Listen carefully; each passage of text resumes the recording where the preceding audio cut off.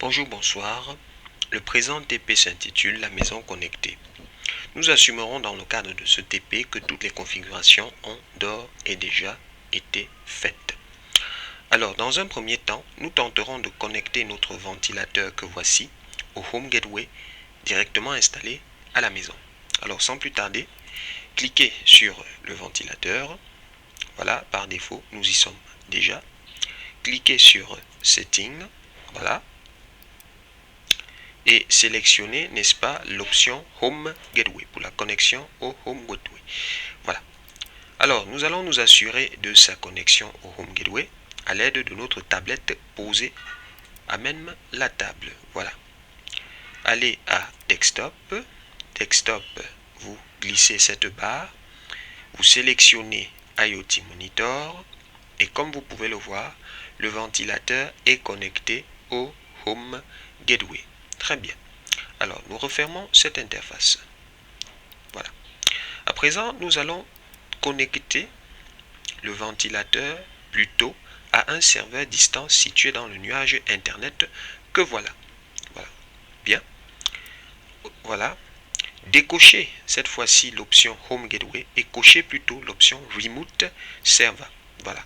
En plus de cela, il vous faut rentrer l'adresse IP du serveur en question. Voilà, 10.0.0.6. Voilà. Les paramètres de connexion IoT.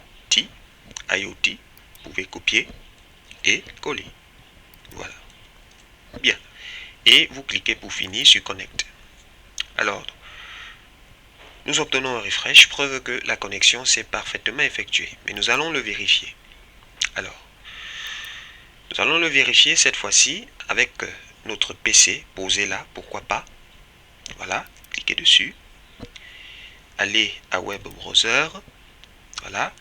Entrez l'adresse IP du serveur 10.0.0.6. Voilà. Vous rentrez les paramètres de connexion. IoT. Voilà. Cliquez sur Sign In. Voilà.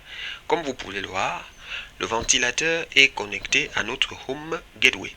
Alors, pour nous assurer que effectivement ça marchait, qu'il a été déconnecté du Home Gateway et connecté au serveur distant plutôt, retournons au niveau de la tablette pour vérifier cela.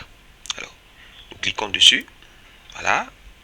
Nous allons directement à IoT Monitor. Voilà. Comme vous pouvez le voir, l'interface est vide. À présent, nous allons essayer, n'est-ce pas, de simuler ici le contrôle, le monitoring, n'est-ce pas, de notre ventilateur à distance, c'est-à-dire hors de la maison. Pour cela, nous allons tout d'abord mettre le ventilateur en marche. Ok? Voilà. Pour cela, nous le mettons à marche. Voilà. Nous rentrons dans le nuage. Et puis, supposons que nous sommes Monsieur Momo. Nous voulons nous connecter, n'est-ce pas, au serveur distant que voici, pour connaître l'état de notre ventilateur que nous avons laissé à la maison. Voilà.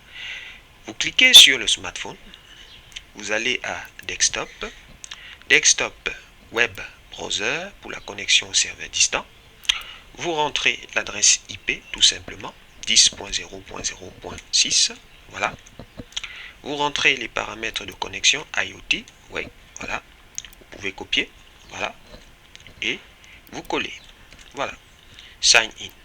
Voilà. Comme vous pouvez le voir, le ventilateur est, n'est-ce pas, visible de Monsieur Momo. Voilà. Et il peut cliquer là pour connaître le statut de fonctionnement de son ventilateur. Souvenez-vous, tout à l'heure, nous avons pris la peine d'allumer le ventilateur. Et comme vous pouvez le voir là, il tourne, n'est-ce pas, moyennement l'eau. Et nous pouvons l'éteindre. Voilà, directement à partir de notre smartphone, on peut prendre contrôle de notre ventilateur. Alors, allons maintenant jeter un coup d'œil, n'est-ce pas, à la maison pour voir si effectivement le ventilateur est éteint. Comme vous pouvez le voir, il est éteint et Monsieur Momo l'a fait depuis très loin, hors de sa maison. Voilà, pour terminer ce TP, nous allons vous montrer un cas, la simulation d'un incendie.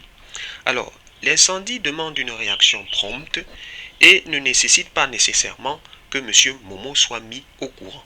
Parce que le temps que M. Momo réagisse pour donner, n'est-ce pas, la commande au gicleur d'incendie qui est par exemple là, d'éteindre le feu aura déjà gagné du terrain. Or, on peut éviter tout cela en programmant, n'est-ce pas, le microcontrôleur que voici pour réagir promptement en cas d'incendie.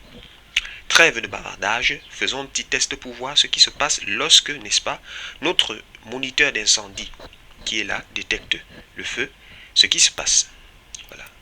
Voilà. Quand vous approchez le feu du moniteur d'incendie, automatiquement le gicleur d'incendie se déclenche. Voilà pour ce TP.